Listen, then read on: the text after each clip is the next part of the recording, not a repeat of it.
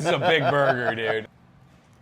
Dude, here we go. Plainview, Texas. Yes, sir. We're at Weekends BBQ and Catering here in Plainview, Texas. So is it weekends or weekends? It's a good question. We've always had the star in the middle, so just call it Weekends. I thought it was literally like when I was telling people where I've been heading, I was like, yeah, I'm going a week.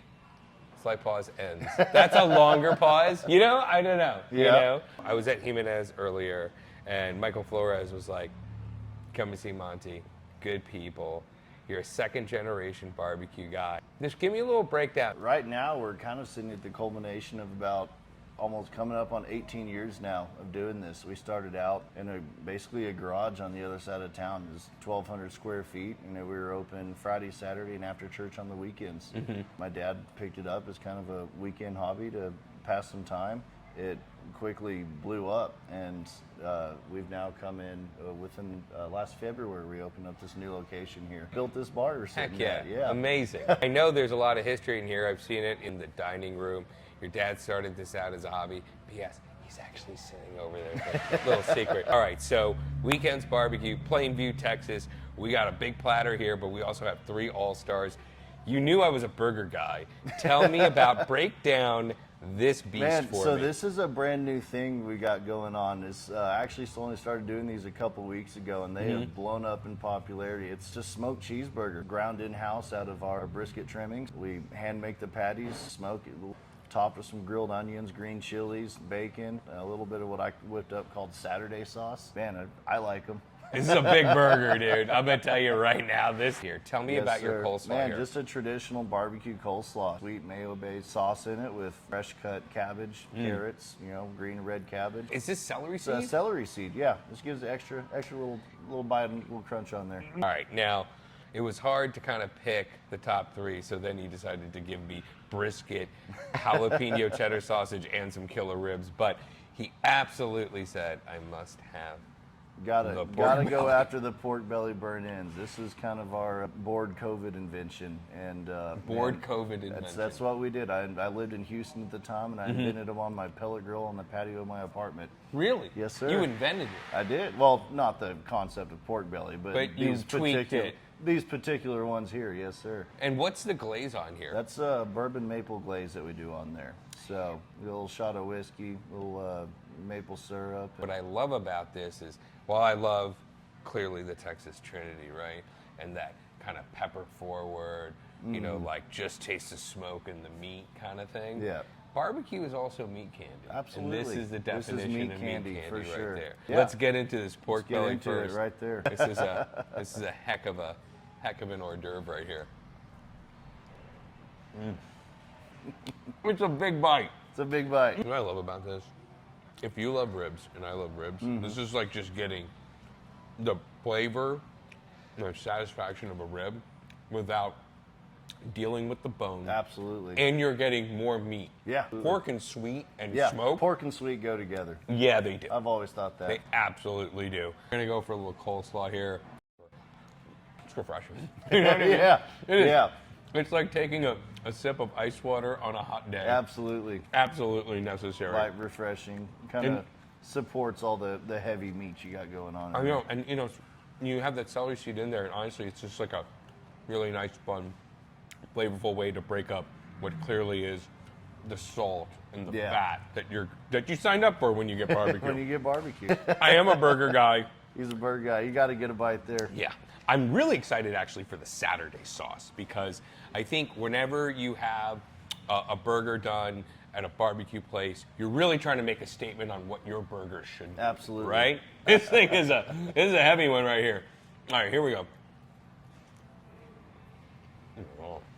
Dude. Wait, some big facts right now. Smoked burgers aren't easy, especially when they're so big. Yeah. This is a burger that's straight up juicy. That's the thing about grinding the meat in house. You can make it as fatty as you want. The smoke is awesome. The bacon's fantastic. Saturday sauce, it's nice, but the beef is the star of the show. For sure. Second bite. Second bite. That's how you know it's Second good. bite. He's not even hungry. That's a damn good burger, dude. Okay, so let's do some quick fire questions for the Pitmaster Collective. Any advice you want to give the pitmasters out there, whether they be professionals or amateurs in their backyards? Man, just do your thing. There's 100 ways to do everything right. You know, there's no one way to do barbecue. My grandpa, big wine guy, and he always makes fun of us for bringing him high dollar bottles of wine and stuff. And he goes, he has an $8 bottle that he likes. And he goes, if you like it, drink it. Who cares what anybody else thinks? So I think that's something that you can, do in your barbecue. If you like it, man, stick with it. But speaking of value, you see this brisket right here? This is USDA choice. It's certified Angus. See, all CAB.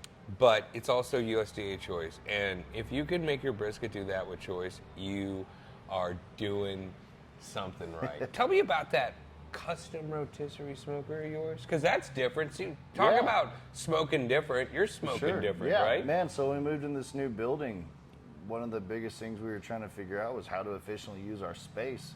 Traditionally, for the last 17 years, we've ran off of 4 offset smokers that we built ourselves.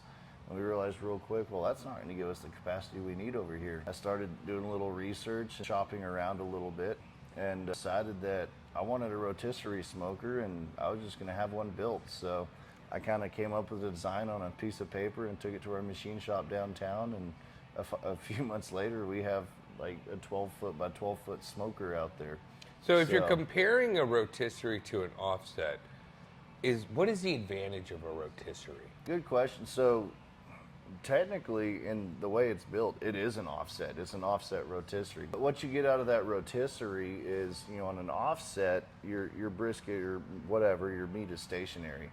So on this rotisserie, the biggest learning curve was our meat is not sitting at 275 degrees or 200, whatever it is, the entire cook. It's rotating through different temperature zones. So if my front thermometer is reading 225, 250, it may get up into 275 and back down into 190 down low. So you have to learn, what's the optimal temperature reading for a balanced cook overall. But it's constantly moving, so you have the advantage of not having to move the meats because it's in a hotter zone or a cooler everything cooks evenly. Your difference in temperature zones is vertical, not horizontal. Got it. So it's almost like the same advantage of having a convection oven. You have a fan circulating the heat. Yeah. Here you're circulating the meat. Circulating the meat. Instead of circulating the heat, you're circulating the meat.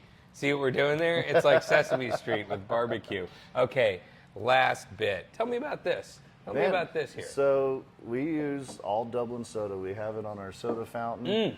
Up here, and last I checked, and I talked to Kent at Dublin, and we set all this up, I think we were the only ones north of Abilene that have it. That could have changed since then.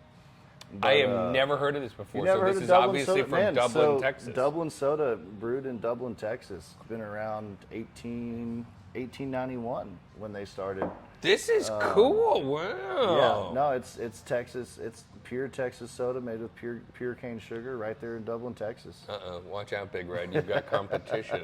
Monte, thank you so much. Absolutely, I'd shake your hand, but it's a little dirty, so a fist bump will do. Fist bump, there we go. Thanks, man. Yes, sir. So glad to have you. Thanks for making it out to West Texas. You know what? If you want to have a good weekend, come to Weekends. Come see us.